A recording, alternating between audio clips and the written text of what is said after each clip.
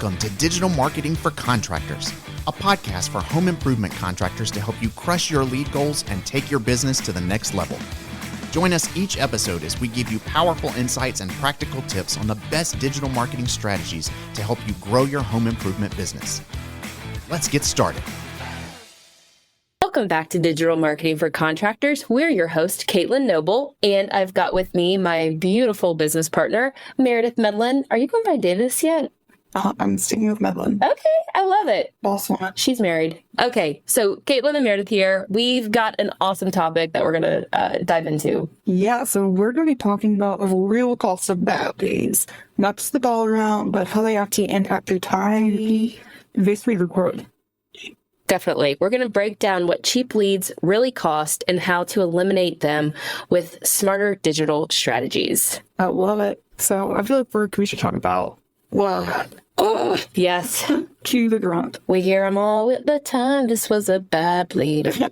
Absolutely. Yeah. But I mean, What are they? A lot of different things, depending on who you're asking. Sure.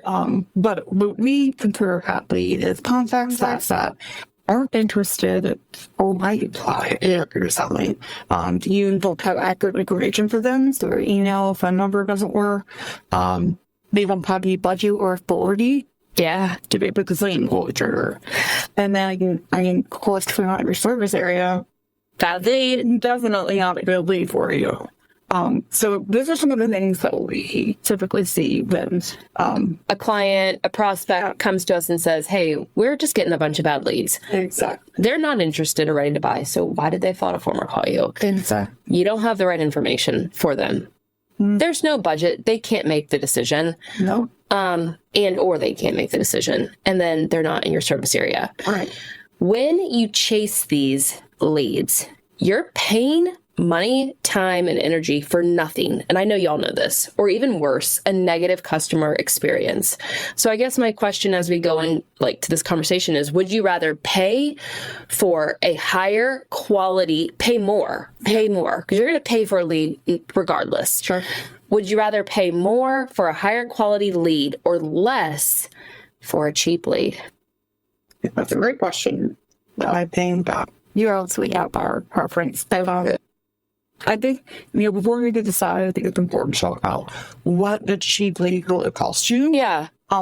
Obviously, time is money. Yeah. So if you are going after following up with a bad lead, if they're non-responsive, you take multiple phone calls, they don't answer, you just keep getting in contact with them. Your team, your call center, your sales people are spending their valuable time following up and not real opportunities when they could be spending that time talking to actual potential customers. So every wasted call, every wasted email, that has a cost to you and your team. Definitely. Time equals money. That's no surprise.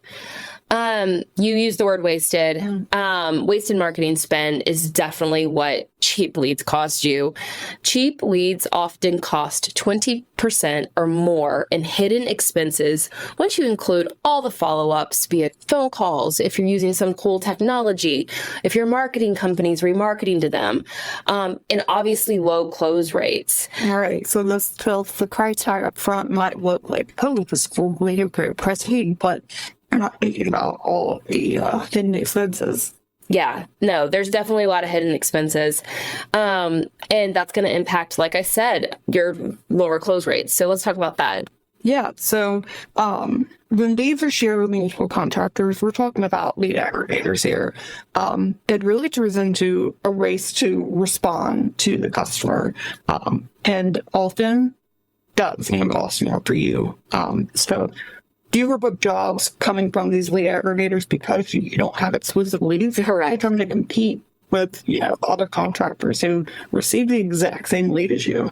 Yeah, absolutely. So your close rates are going to go down and everybody's going to be mad about it. Speaking of being mad, bad leads result in team frustration and burnout. My God, we've seen it. We've seen it from call centers, from marketing managers, from sales reps, chasing these dead ends frustrates your team, not just your sales team, but just your entire team, and it affects morale.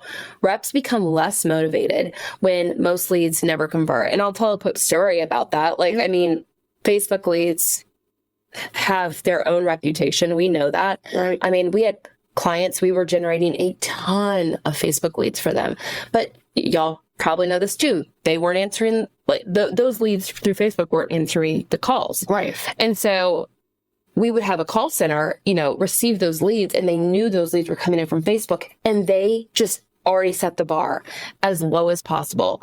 And like, that's just morale and mentality. So we ultimately ended up turning off, Facebook, or I think at one point we hid the lead source. Right. So the call center didn't know that they were coming from Facebook. Right. Just to, get that re-energized spirit about being able to go after some leads. But it does get frustrating when you're, trying and not being successful with something. So do your team a favor, do your call center a favor, try to avoid that frustration and that burnout. Definitely. And I mean, yes, it's frustrating to your team, but also it can cause real damage to your brand reputation.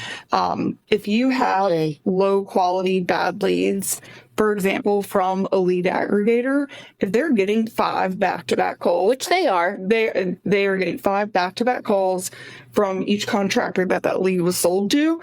If they're getting 5 calls in a row, if you just happen to be the third or fourth, they may be so fed up. Yeah. It doesn't matter that you had their best interests at heart.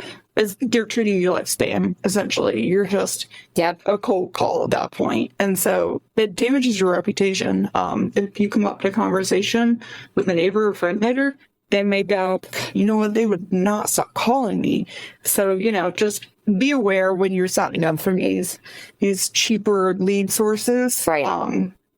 There are impacts beyond just the price tag that you pay. That's a really good point. And I mean, again, what are we considering a bad lead? They're not interested or not ready to buy. A lot of these lead aggregators, are just out there generating contacts for you. And a lot of people, may not be ready to pull the trigger. So that's just somebody that's not ready to buy. You're not getting the right information. I think Facebook was guilty of that with those lead forms. They can pull in email addresses that you never check, etc. There's no budget, and they're not the decision maker. That's why they're always important on those forms to ask, are you the homeowner or are you a homeowner? Yeah, if you're not, because if you're not, we're not going to be able to work with you. Right. And then, of course, the service area. And I know, more fields on a form could hurt a conversion, but you know what you're getting into when you start to contact those leads. For sure. Okay, so we just talked about what those cheap leads can cost you. Mm-hmm. Here's what you should prioritize.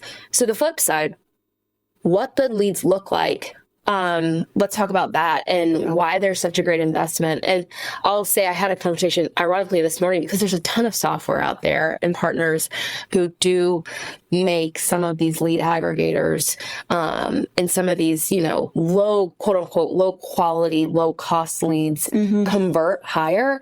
And we were just saying look, we might charge $150 for a lead, which is a great price for considering what the lead could be. Sure.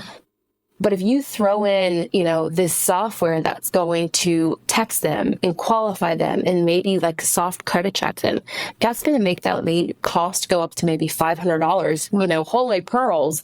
But the close rate has to be higher once they're qualified. Clear. So let's talk about that. Yeah. Yeah. Well, you mentioned before that story, the field forms, trying to get higher intent. That's one of the things that we always try to have our clients prioritize them. That's what we prioritize as their marketers.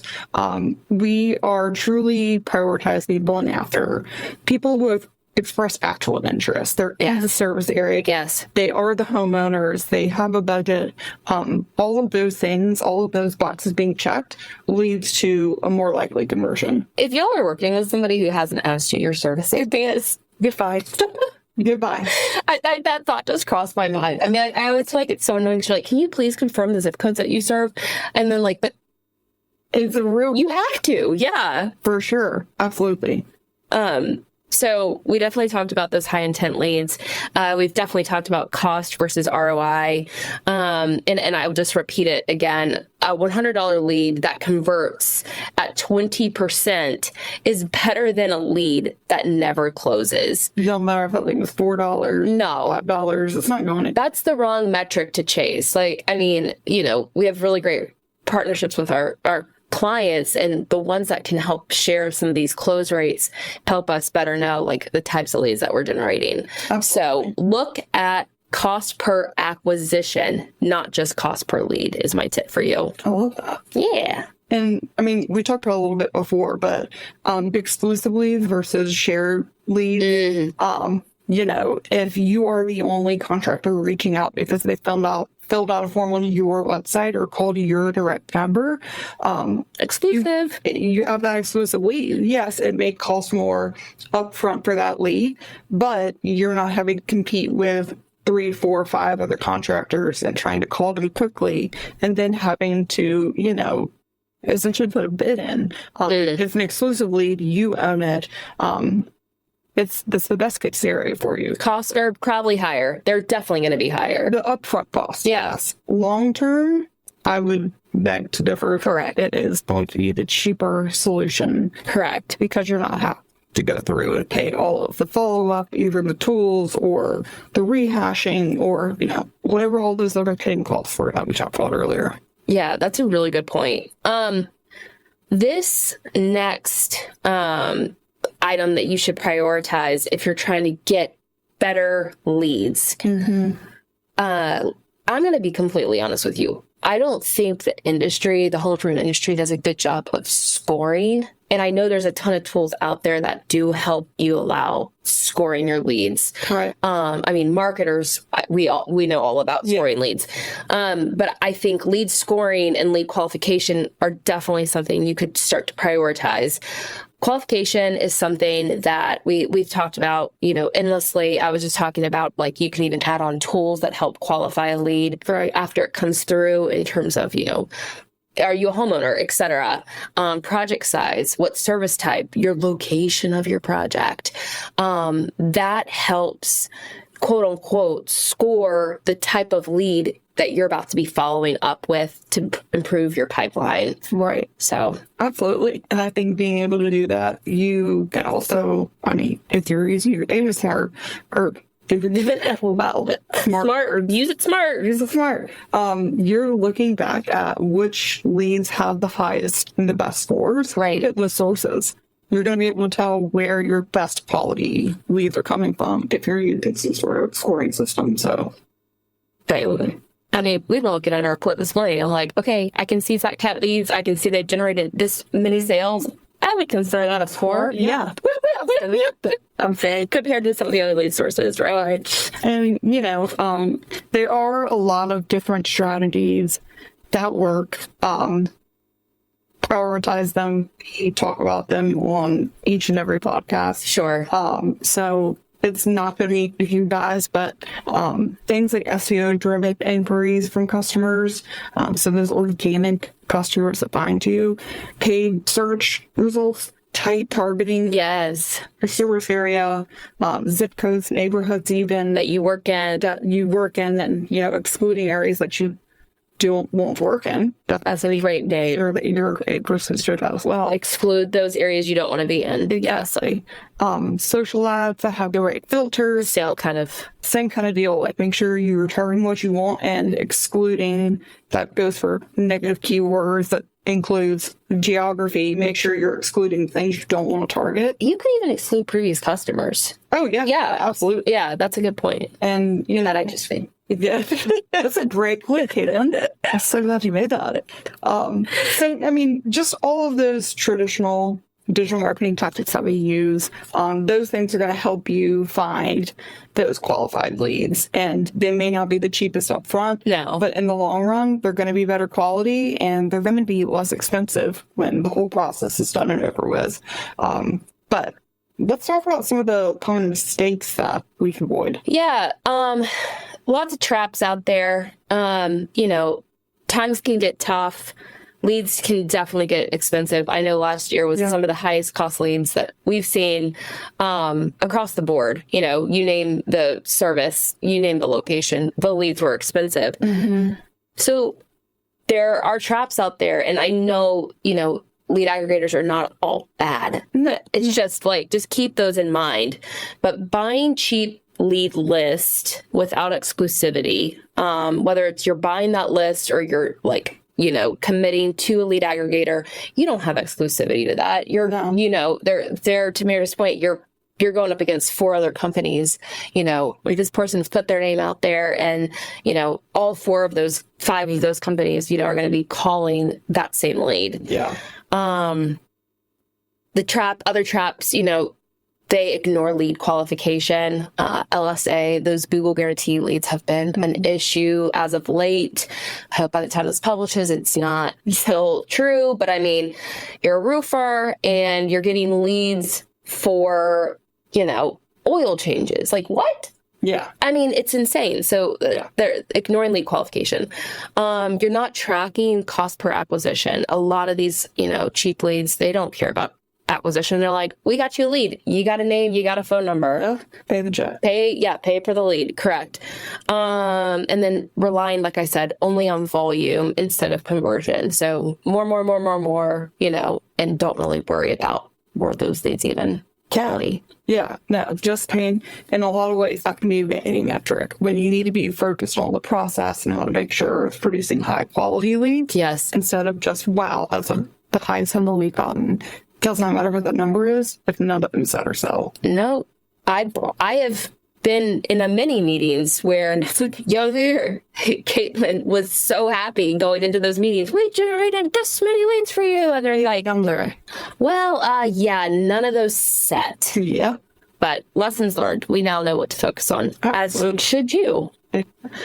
So if you're tired of wasting time on low quality leads and want leads that actually convert, reach out to our team at Fat Cat Strategies. Exactly. So we help contractors build vision marketing systems that generate quality leads consistently so you can spend less time chasing those leads and more time closing them. Definitely. I mean, and I tell these stories lightheartedly, but like we've learned so many lessons in the years. Like we truly know like what it means to be a qualified lead or not, because we have been burned in the past. So you can visit our website. You can schedule a consultation. DM us. Slide into the DMs. I hope somebody's checking those DMs. If you want a personalized strategy, all of our strategies are personalized. Absolutely. So thank y'all for tuning in to Digital Marketing for Contractors. Short and sweet episode. But subscribe wherever you get your podcasts. Spotify, Apple Podcasts, wherever else you're... Please list them all out. That area. I'm sure there are numbers out there, but... You did still on YouTube. We have these on YouTube. Yeah. And I think they're centrals after you slide into the DM. So thank you then so much. Share these episodes too if you have a contractor who, you know, is wasting time on bad leads. Perfect. Thanks, y'all. Talk to you soon. Bye. Bye. Digital Marketing for Contractors is created by Fat Cat Strategies. For more information, visit fatcatstrategies.com.